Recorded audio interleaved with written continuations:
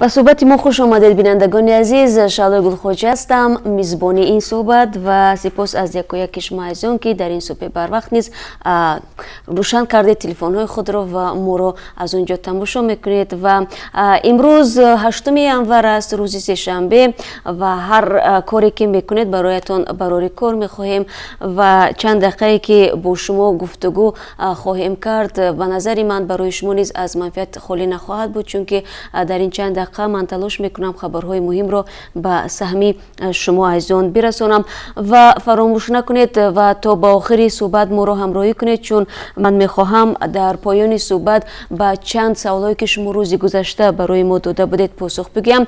از این خاطر امیدوارم که تا آخر صحبت ما را تنها نمیگذارید و قبل از آن که من به خبرهای در دست داشتم رو بیارم، نگاه میاندازیم به وضع باد و هوا. هوای امروز پراگا نامساعد پیشگویی می شود. انتظار می رود که در جریان روز برف و باران بارد و هوا 4 درجه گرم شود.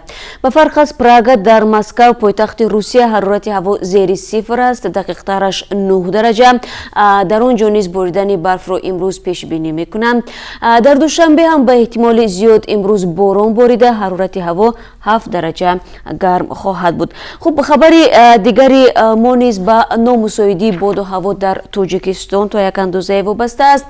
باید بگم که بر اثر ریزش سنگپاره در دو منطقه میان دههای زغر نویه درواز و شاهان نویه شمزین شاهین حرکت نقلیات در قطعه درواز کلوب شهرهای بین‌المللی دوشنبه کلوب خاروق قلمه قطع شده است. از هفته گذشته به این طرف ولایت مختار کوهستان بدخشان شاهد برفریزی های شدید بوده است. مقامات محلی و شاهدان میگویند که در دو طرف محل ریزش سنگ و کوهپاره ماشین های برکش و مسافر بر جمع آمدند و منتظر باز شدن راه می باشند. در حال حاضر متخصصان اداره های راهسازی نویه های درواز و شمزین شاهین مشغول باز نمودن راه هستند. علاوه دین افغانستان رئیس جماعت نولوند نویه درواز روز 8 ینور در صحبت تلفنی به رادیو زاده گفت که سر از شب گذشته در منطقه ریزش شدید برف ادامه دارد و برف و سنگپاره ریخته راه را بند نموده است. با گفته رئیس جماعت نولوند، مسئولان و متخصصان شبانه به جای حادثه آمدند و تلاش دارند در نزدیکترین فرصت راه را برای نقلیاتی که جمع شدند باز نمایند. در وزارت نقلیات تاجیکستان نیز با تصدیق این خبر به رادیو زاده گفتند که فعلا کارمندان اداره های راهسازی نویه های درواز و شمزین شاهین مشغول پاک کردن راه هستند. ضمناً هنوز چند روز پیش مرکز آب و هواشناسی تاجیکستان پیشگویی کرده بود که ماه ینور در کشور سیرباریش خواهد آمد، بخصوص در مناطق کوهی. از این خاطر بینندگان عزیز هنگام سفر به راههای دور و بازم در منطقه‌های کوهی از احتیاط کار بگیرید. طبیبان و دانشمندان تاجیک میگویند بیماری سرطان سینه و یا غدود شیری که سالانه سبب مرگ صدها هزار زن در جهان می شود در تاجیکستان هم زیاد شده است. اگر در سال 2006 فقط 229 زن گرفتاری بیماری غدود شیری در تاجیکستان آشکار شده باشد، پس سال 2016 تعداد گرفتاران 2 برابر افزایش یافته به 467 نفر رسیده است. اکثر آنها زنانی بودند که از 45 تا 54 سال دارند. تحقیق را در این زمینه سمی رسولوف سرطانشناس و دکتر علم‌های طبی زرینه رافی و پروفسور و طبیب بیماری‌های زنانه کاشف رسولوف عنوانجوی تاجیک انجام دادند.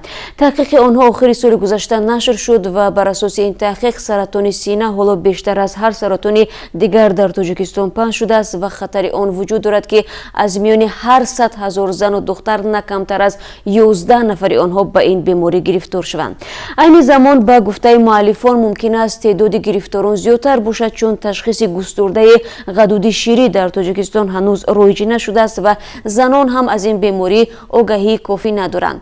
زرابیدین باروتوف سرطانشناس و معاون رئیس مرکز سرطانشناسی تاجیکستان در صحبت با رادیو زاده گفت سبب‌های گرفتاری به این بیماری زیادند، از جمله ناموافقی حیاتی جنسی، سقط جنین زیاده از 7 مرتبه، کمتر دادن شیر سینه به کودک، التیاب بچه‌دان و تخم‌دان‌ها بعضی از عامل‌های گرفتاری میباشد.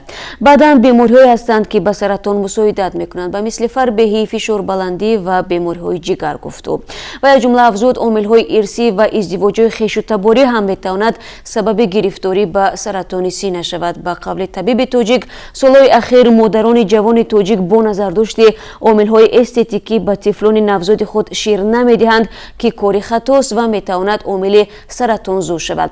бемории мазкур дар соли 2016 312 зану духтари тоҷикро аз азизонашон гирифтааст ки дар муқоиса ба 10 соли пеш тақрибан 5% мутаассифона зиёд аст. президенти ӯзбекистон Шавкат Мирзиёев фармонеро имзо кард ки дар баробари масоили дигар ба ҷуфтои беникоҳ иҷозат медиҳад ки дар ҳуҷраи меҳмонхона якҷо бошанд. бино ба амри президент ки онро хабаргузории давлатии Ӯзбекистон нашр кард, ҳадаф таъмини ҳарими хусусии ҷуфтои беникоҳ аст. меҳмонхонаҳо бояд сарфи назар аз суроғаи доимии муштариҳо, шаҳрвандӣ ё муносибати ҷуфтҳо бо якдигар ба онҳо хизмат расонад, омадааст дар фармони президент. фармони президент бар иловаи рӯйхати мавҷуда ҳамчунин сафари бидуни визаи шаҳрвандони чандин кишвари дигарро кафолат медиҳад. феълан Ӯзбекистон ба шаҳрвандони Фаронса, Туркия, Исроил, Индонезия, Кореяи Ҷанубӣ, Малайзия, Сингапур, Ҷопон ва бисёр кишварҳои шӯравии пешин сафари бераводид пешниҳод мекунад. Ӯзбекистон ҳамчунин гуфтааст ки сар аз моҳи феврал ба шаҳрвандони Олмон, Британия, Ирландия ва якчанд кишвари узви Иттиҳоди Аврупо раводиди 30 рӯзаи туристӣ медиҳад. Шавкат Мирзиёев ки соли 2016 баъди марги президенти худ Кома Ислом Каримов ба қудрат расид, барномаи ислоҳотро эълон кардааст ки Ӯзбекистонро ба рӯи ҷомеаи ҷаҳонӣ боз мекунад. аммо дар ҳамин ҳол дар Тоҷикистон вуруди якҷояи марду зани бегона ва ҳамин тавр истироҳату ҳузури онҳо дар меҳмонхонаву ҳаммом ва ё саунаҳои кишвар иҷозат нест. табри мусоҳибони радиои Озодӣ мегӯянд, дар даромадгоҳҳои аксар меҳмонхонаҳои хусусӣ навиштаанд ки дар як утоқ будани зану марди номаҳрам манъ мебошад. чунин маҳдудият дар пайи назорат аз болои танфурӯшҳо ва ҷилавгирӣ аз ташкили фоҳишахонаҳо дар маконҳои алоҳида гирифта шудааст. ин дастур албатта тарафдорон ва мухолифони худро дорад. тарафдорон чунин рафтори мақомотро аз рӯи ахлоқи мусулмонӣ ва қобили таҳсин медонанд, аммо мухолифон мегӯянд ки Тоҷикистон кишвари демократист ва ҳар кас ҳаққи интихобро дорад, аз ҷумла барои истироҳат ё будубош бо ҳамсар ва ё ҳар шахси писандидааш дар ҳаммом ва ё меҳмонхонаву ҷои дигар. хуб, бурӯ меорам ба хабарҳои дигар. дирӯз дар ноҳияи Кушониёни вилояти Хатлон хонуми 24-солаи тоҷик Раҷаб Моисоева бо 3 фарзандаш ба хок супорида шуданд. онҳо дар пайи фурӯрезии як бинои истиқоматӣ дар шаҳри Магнитогорски, Русия рӯзи 31 декабр ба ҳалокат расиданд. гузорише дар ин бора дар сомонаи Озодӣ видео ҷой дорад ки танҳо дар чанд соати гузашта он гузоришро садҳо ҳазор нафар тамошо карданд. шумо низ метавонед, бинандагони азиз, ба бинандагони мо бипайвандед ва ин гузоришҳоро тамошо кунед. сардори хонаводаи фавтида Шӯҳрат Улфатов ҳангоми ин фоҷиа зинда монд ва ҳоло дар шифохонаи Челябинск дар ҳолати беҳушии сунъӣ қарор дорад. ӯ аз сар, қабурғаҳо ва пояш захмӣ мебошад. дирӯз падари Шӯҳрат дар суҳбат ба Радиои Озодӣ гуфт ки вазъи писараш рӯ ба беҳбуд аст ва дар айни замон хабаргузориҳои Русия хабар медиҳанд ки вазири тандурустии ин кишвар аҳволи кӯдаки 10-моҳаеро ки 35 соат зери харобаҳои бино дар Магнитогорск буду наҷот дода шуд, хуб арзёбӣ мешавад.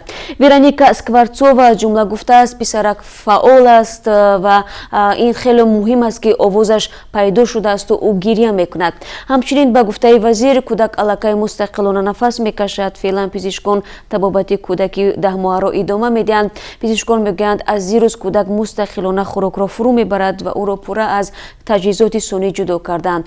ҷои ёдоварист ки дар ҳодисаи Магнитогорск пас аз як рӯзи фурӯрехтани бино аз зери вайронаҳо кӯдакро зинда наҷот дода буданд ва ба бемористон интиқол доданд.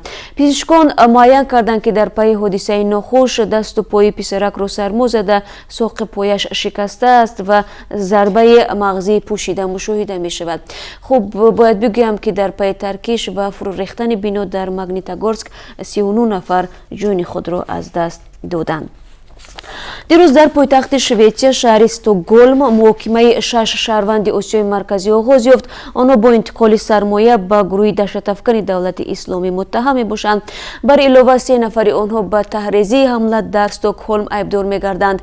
муҳокима дар бинои додгоҳи яке аз ноҳияҳои Стокгольм доир шуд. муттаҳамон дар паси шишаи тирногузар нишаста буданд.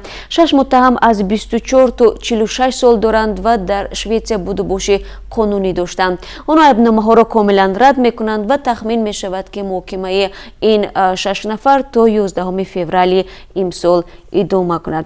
خب به هر نفری که همین حالا با ما پیوستند باری دیگر درود میفرستم. شعله گلخوجه هستم از قرارگاه مرکزی رادیو آزادی در شهر پراگ که با شما صحبت میکنم و در چند دقیقه دیگر خبرهای در دست دارم که برای شما آن را ارائه خواهم کرد و همچنین یادتان نرود که در پایان صحبت به سوالهای زیاد شما که روز گذشته به ما دادید من پاسخ خواهم گفت. یک خانم سعودی تبار که از اویلش فرار نموده در یکی از مهمانخانه های بانکوک بند مانده بود حالا تحت سرپرستی دوره پناهندگان سازمان ملل متحد قرار دارد. روز 7 ینور رئیس پلیس مجرد تایلند گفت رهاف محمد القنون زیر سرپرستی سازمان ملل متحد قرار داشته در دوام 5 روز آینده صاحب پناهگاه در کشور سیوم می شود. این خانم 18 ساله 5 ینور توسط هواپیما از کویت به تایلند آمده بود و میخواست از آنجا به استرالیا رفته پناهندگی طلب کند. او میگوید نزدیکانش در نسبت وی خشونت را روا میدیدند. در ابتدا مسئولان اداره مجرد تایلند کوشش کردند که القنون را به کویت به نزد اولش برگردانند ولی القنون بازگشت را رد کرد. او گفت دین اسلام را محکوم کرده است و خوف دارد که نزدیکانش او را میکشد. مملکت عربستان سعودی از کشورهای محافظه‌کار به شمار رفته در آن زنان با محدودیت زیاد مواجه میباشند. دیروز در پایتخت قرقیزستان در میدان مرکزی صدها نفر اعتراض نموده طلب کردند که شهروندان چین را به کشورشان برگردانند. بر علاوه آنها تقاضا دارند که به چینی هایی که با شهروندان قرقیزستان ازدواج میکنند شهروندی این کشور داده نشود.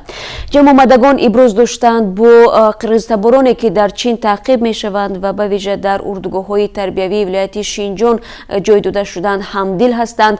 سازمان ملل متحد در ماه آگوست سال گذشته ابراز نمود که تقریبا 1 میلیون مسلمانان ولایت شینجان از جمله قرقیز و قزاق و اویغورها در مرکز ضد تروریستی و میلیون ها نفر دیگر در اردوگاه های تربیوی نگهداری می شوند. مقامات چین باشد در نوبت خود اتهام سازمان ملل متحد را قبول ندارد. الکسی میگونوف صاحبکاری ولادیوستوک و همرئیس میدیا هولدینگ پرایم میدیا که به تجاوز خبرنگار سامانه سیبیر ریالی یکاترینا فیودرova متهم شده است فعالیتش را در شرکت پرایم میدیا موقتا قطع کرد. به غیر از این میگونوف موقتا از عضویت یک قطار سازمانهای جمعیتی نیز خارج شد. در این باره میگونوف در فیسبوک خبر داده است ضرور میشمرم که شرکت و تشکیلات را به قضیه خصوصی وارد نکنم گفت میگونوف و همچنین افزود با حقوقدانها که از منافع او حمایت میکنند در تماس است و شاهدان را جستجو دارد. به غیر از این میگونوف برای رسانه هایی که این خبری به گفته او نادرست و جهت اجتماعی خطرناک را پخش کردند مراجعت نامه آماده میکند. روزنامه‌نگار یکاترینا فیودرova میگونوف را به تجاوز متهم میکند که ماه اکتبر سال 2018 رخ داده است. فیودرova در این باره از طریق فیسبوک خبر داد. به گفته ژورنالیست میگونوف بعد شامی که آنها با هم سپری کردند او را به خانه گسیل میکرد و در حالی که مست بود او را تجاوز کرد و آسیب جسمانی رساند. میگونوف اتهام را رد میکند و میگوید او هیچ گونه تجاوز نکرده است و هیچ گونه تجاوز هم وجود نداشت. او سخنان فیودرova را تلاش دستکاری دلیل ها و دروغ بافی نامید. میگونوف اشاره کرد که اتهامی شاید به خاطر بدنام کردن سازمان او تحریزی شده است. اتهام تجاوز و او این اتهام را قبول ندارد. و برمیگردم به خبرهای تاجیکستان. روز 7 ینور علویدین عبداللویف هنرپیشه مردمی تاجیکستان سردار ریاست فرهنگ ختلان تعیین شد. او قبلا به حیث دیرکتور تئاتر ولایتی موسیقی مسکوی به نام اتو محمد جانوف فعالیت داشت. برهانالدین رجبوف که قبلا سردار ریاست فرهنگ ولایت ختلان بود به جای علویدین عبداللویف دیرکتور تئاتر ولایتی موسیقی مسکوی به نام اتو محمد جانوف تعیین گردید. علویدین عبداللویف که در صحنه‌های هجوی در یک وقت نقش چند قهرمان رو می‌بازد در شهر باختر مرکز ولایت ختلان کارو زندگی می‌کند. ما بارها با او در رادیو آزادی صحبت‌های ویژه نیز انجام دادیم. از جمله چند روز پیش نیز مصاحبه علویدین عبداللویف با همکار ما آرزوی کریم نشر گردید. این هنرپیشه مردمی برای کاریره ساختن مثل بعضی دیگر هم پیشه‌هایش به دوشنبه نرفته است اما در همه گوشه‌های تاجیکستان از محبوبیت برخوردار است. وزارت فرهنگ قرقیزستان آخر سال گذشته дар ҷашнвораи театрӣ бахшида ба 90-солагии нависандаи шинохта Чингиз Айматов ӯро бо ҷоизаи нақши беҳтарин мард қадрдонӣ кард. Аловдин Абдуллоев ва гурӯҳи ӯ дар ин ҷашнвора арасотро намоиш доданд, ки аз рӯи асари қиёмати Чингиз Айматов таҳия шудааст ва мо низ дар навбати худ Аловдин Абдуллоевро бо ин мансаби наваш табрик мегӯем. Ва дар ин қисмати суҳбат нигоҳе меандозем ба бозори қурби асъор. тибқи қурби муайян кардаи Бонки Миллӣ барои асъори хориҷӣ имрӯз $1 амрикоӣ 9 сомониву 43 дирам, 1 евро 10 сомониву 70 дирам ва 1000 рубли русӣ 139 сомониву 90 дирам муқаррар шудааст ва тавре мебинем қурби рубли русӣ нисбат ба чанд рӯзи пеш каме болотар рафтааст. хуб, акнун чун ваъда додам, рӯ меорам ба саволҳое ки шумо дирӯз ба мо додед ва ман кӯшиш мекунам ба таври мухтасар ба ин суолҳои шумо посух бигӯям. аз ҷумла дирӯз корбарони зиёд дар бораи куштори марзбон суханвар олимиён аз мо суол карданд. тавре мо қаблан ҳам хабар дода будем, ин афсари нирӯҳои марзбонии Тоҷикистон дар наздикии сарҳад бо Афғонистон 4 январ кушта шуд. ҷасади ӯро баъди ташхис барои дафн ба зодгоҳаш ноҳияи Масҷо фиристоданд. бар асоси таҳқиқи ибтидоӣ суханвар олимиён дар мавзеи Дубеда ҳадафи тир қарор мегирад ва аз тарафи рости шикам тир хӯрда бар асари хунравии зиёд фафтидааст. ҳанӯз номаълум است کی و از کجا پرانده است و منبع رادیو آزادی گفت که حادثه زمانی رخ داد که سخنور اولیمیان و 7 همراه دیگرش چوپان ربوده شده تاجیک تورخان نورماتوف که از طرف گروه اصلاح بدستان ربوده شده بود در مرز جستجو می‌کردند. گفته می شود که چوپان تاجیک از طرف قاچاقبران افغان ربوده شده است. افسر کشته شده 35 سال داشت و زاده دهه اسیزی نویه مچوی ولایت سوغد بود. خب در واقع ماه دکبر سال 2017 نیز در درگیری با گروهی از قاچاقبران افغان پلکونیک نیروهای مرزبانی خیردین احتمف هم کشته شده بود. تابستان سال گذشته برای مثال در نزدیکی مرز با افغانستان 2 جنگلبان تاجیک هدف تیر افرادی سلاح به دست قرار گرفتند. بعضی شما درباره تقدیر بعدی مهاجرانی که شب سال نو از میدان سرخ مسکو بازداشت شده بودند پرسیدید. خب به طور حامیان حقوقی مقیم مسکو به ما گفتند که هدف از این بازداشت‌ها تا هنوز آشکار نشده است و اکثریت آنهایی که دستگیر شده بودند بعد مدت رها گردیدند این مهاجران و بعضی دیگرشان را به حقوق ویرانکنی مأموری متهم کرده و آنها را جریمه نمودند. در بین این مهاجران ده‌ها تاجیکان نیز بودند. همانگونه که حقوقشناسان به ما گفتند هرچند مبلغ جریمه کلان نیست ولی اگر همین مهاجران را باری دیگر از سوی مقامات پلیس روسیه به همین منوال جریمه کنند آنها را میتوانند برای 3 سال از حق وارد شدن به روسیه محروم نمایند.